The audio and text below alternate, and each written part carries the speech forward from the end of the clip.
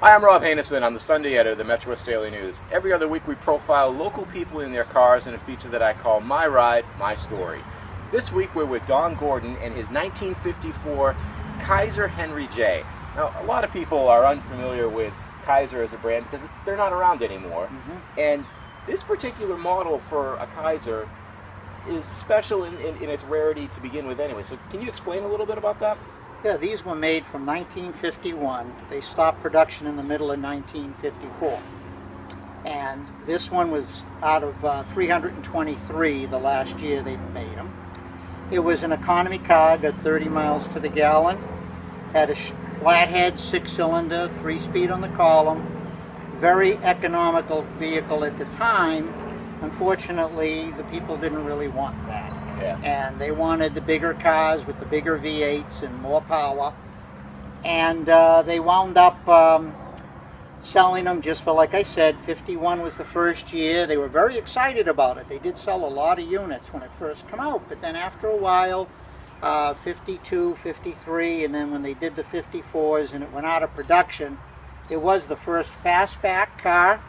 And you don't find too many originals anymore because people used to hot rod them in the 60s and 70s because it's a fastback. Drop a big engine in it because it's a monstrous engine compartment. But this one has what they call Sabre Jet Blue for the color because they had some fabulous colors also. And wide white walls, bias tires, all the economical small amenities. Even the heater was extra. Right. Now the Sabre Jet Blue, can you explain the origin for that name, for that particular color? Well, they had a variety of colors, but back in the 50s the Sabre Jet was a well-known jet during the war, and they just picked different names. They had a Caribbean Coral, they had Gray, they had a lot of various names. They had a Robin Eggs Blue, Jade Green.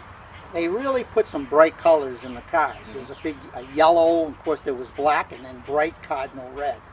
So they had all these bright colors, which now you see coming out in the new cars. Exactly, yeah. So with this car, you know, it's got a fastback on it, but it's really not built for performance, at least by modern standards. So what's it, describe the driving experience and what it's like in this car. Well, it's 3-speed on the column. It's got 80 horsepower, bias tires. It's a lot of fun, like on a local small roads, back roads. Smoothly paved. Smoothly paved. You hit a bump or a pothole and you're liable to go airborne because of the small tires. But it's a lot of fun, and it was made for these small neighborhood roads. Because the highways weren't even around at that time. But I kept it original with the bias tires. I never put radials on it.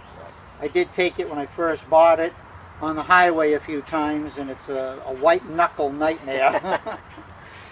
So if you want to learn more about Don's car and the story behind it, be sure to pick up the Sunday, July 12th edition, the Metro West Daily News.